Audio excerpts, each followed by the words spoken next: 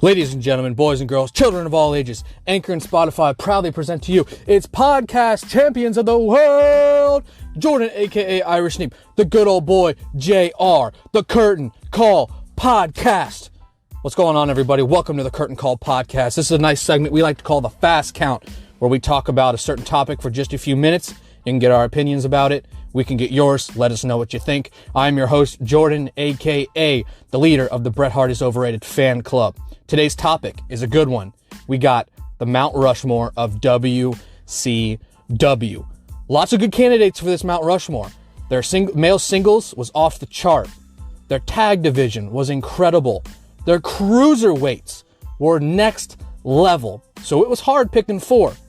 I'm going to start with, I think is an obvious one, the Icon, Sting. His stuff once he debuted as the Crow was incredible. His singles run was incredible. His stuff with the NWO, dare I say, was too sweet. Sting, I think, is a shoo-in on anybody's Mount Rushmore. Second, we got, this one's going to be controversial, I know. I'm going with Goldberg. Now, you might not like him. I was never a huge fan of him, but you gotta respect the streak. Gotta respect the streak. At one time, it was probably top 5 things going in wrestling. Goldberg's streak. Now, when he beat Hogan for the title, monumental moment. Watch that back. The pop was incredible. People were really behind Goldberg. And yes, he wasn't great in the ring. No one's gonna argue that. But he was electrifying. That entrance caught your attention.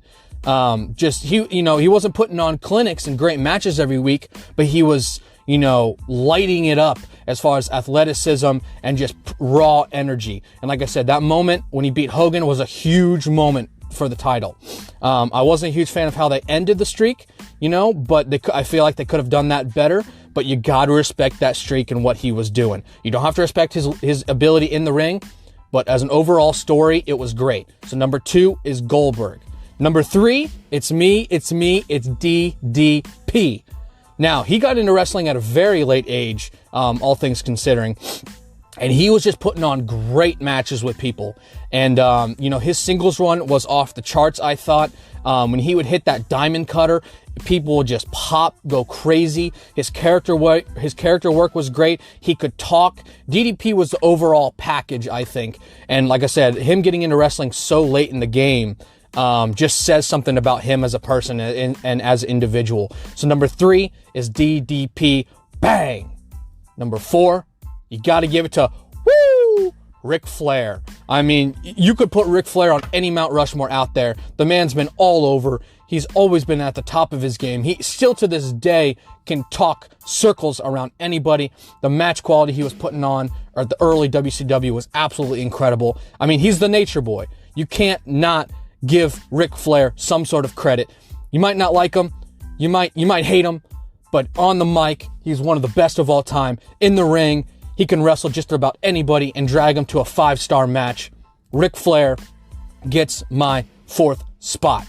And like I said, we could talk a Mount Rushmore of just their tag teams. We could talk a Mount Rushmore of their cruiserweights. I mean, WCW in their prime. The list could go on and on. We could talk Guerrero, Mysterio matches. I mean, we could talk Harlem Heat, Steiner Brothers, but that's for another episode. But like I said, let me know what you think. Let me know your Mount Rushmore. I'm just going to go over it again. Number 1, obviously, I think is a shoo-in. The Icon, Sting. Number 2, Goldberg. Like I said, respect the streak, man. Respect the streak. Number 3, bang! DDP. Absolutely incredible.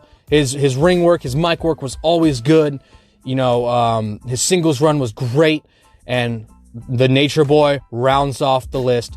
Woo! Number 4, like I said, you got to put Ric Flair on pretty much every list that's out there, man. He was just doing next level work. But yeah, let us know what you think is your Mount Rushmore of WCW. I appreciate you checking out the podcast. Make sure you followed along and spread the podcast out. We're trying to start something really special here. Get in on the ground floor. If you want to be a day one fan, make sure you get in early. We have a lot of exciting stuff coming soon. Full episodes, pay-per-view predictions, all the above. We're going to be getting in here together instead of just one of our opinions. We're going to be jumping in here together on these fast counts. But as always, throw them up if you got them. Too sweet, everybody. And like my boy JR says, we always kick out at 2.